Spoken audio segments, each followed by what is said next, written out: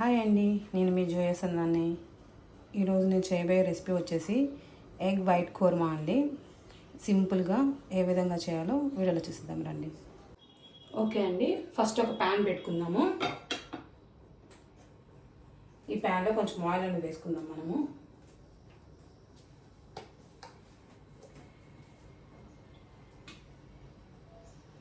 కొద్దిగా ఆయిల్ అనేది వేసేసుకున్న తర్వాత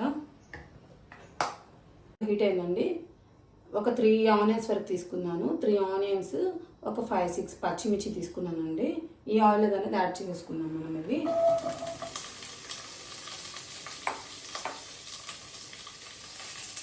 ఇవి కొంచెం ఫ్రై చేస్తున్నాము.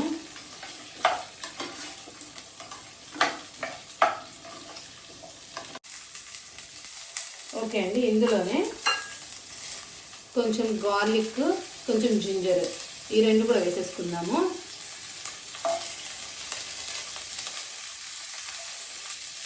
దీంతో పాటే కొంచెం కాజు, కొంచెం బాదం కూడా వేసుకుందాము. ఇవన్నీ వేసుకున్న తర్వాత ఒక 1 మినిట్ ఫ్రై చేసుకున్నాము.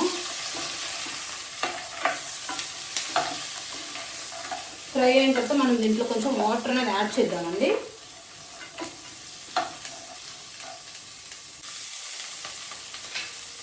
ఓకే అండి, ఇలా కొంచెం ఫ్రై అయితే సరిపోతుంది. ఇప్పుడు మనం దీనిలో ఒక 1/2 గ్లాస్ వరకు వాటర్ అనేది యాడ్ చేస్తున్నాము.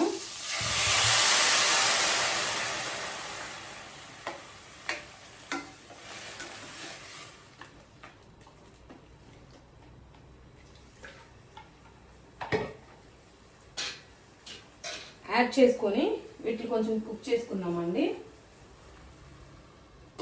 మూత పెట్టుకొని కొంచెం కుక్ అనేది చేసుకుందాము. ఓకే అండి, ఇది బాగా కుక్ అయింది. ఇది కొంచెం చల్లగా అయిన తర్వాత మనం మిక్సీలో పట్టుకుందామండి. ఓకే అండి, ఇది బాగా కుక్ అయిపోయింది. దీన్ని మనం ఫైన్ పేస్ట్ చేసేసుకుందాము. ఓకే అండి, ఇదే ప్యాన్లో మనం కొంచెం ఆయిల్ అనేది యాడ్ చేసుకుందాము. ఓకే అండి, ఆయిల్ అనేది హీట్ అయ్యింది. ఇప్పుడు మనము హోల్ గరం మసాలా అనేది దీంట్లో యాడ్ చేసేసుకున్నాము.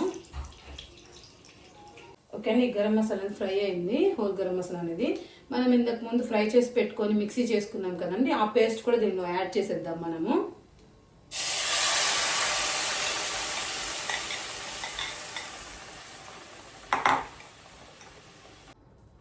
ఓకే అండి, ఇందులోనే కొంచెం పసుపు అనేది యాడ్ చేసుకుందాం మనము. యాడ్ చేసుకొని ఇది బాగా మనం కుక్ చేసుకోవాలి, ఆయిల్ రిలీజ్ అయ్యేంత వరకు.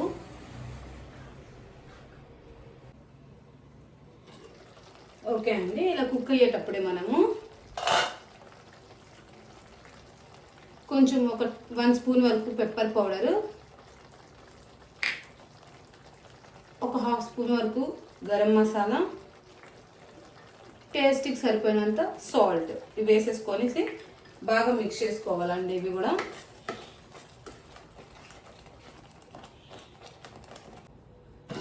ఓకే అండి, ఇలా బాగా కుక్ అయిపోయింది కదా. దీంట్లో మనము ఫ్రెష్ క్రీమ్ అనేది యాడ్ చేసుకోవాలండి. ఫ్రెష్ క్రీమ్ అనేది కొంచెం యాడ్ చేసేసుకుంటే బాగా టేస్ట్గా ఉంటుంది. ఓకే అండి, ఫైనల్గా మనం ఎగ్స్ అనేది యాడ్ చేసేసుకుందాము. ఎగ్స్ యాడ్ చేసుకొని ఒక 5 మినిట్స్ పెట్టేసి తీసేసుకుందామండి. మన కర్రీ అనేది రెడీ అయిపోయింది. ఓకే అండి, మన ఎగ్ వైట్ కుర్మా అనేది రెడీ అయిపోయింది. మనం సర్వింగ్ బౌల్ తీసేసుకుందాము. ఓకే అండి, సర్వింగ్ బౌల్ తీసేసుకుందాం కదా. ఈ డిష్ అనేది తప్పకుండా ట్రై చేయండి. మీ ఫ్లేవర్ రైస్తో కానీ రోటీస్లో కానీ చాలా టేస్టీగా ఉంటుంది కర్రీ అనేది. ఓకేనా, ఇంకో వీడియోతో మేము ముందుంటాను.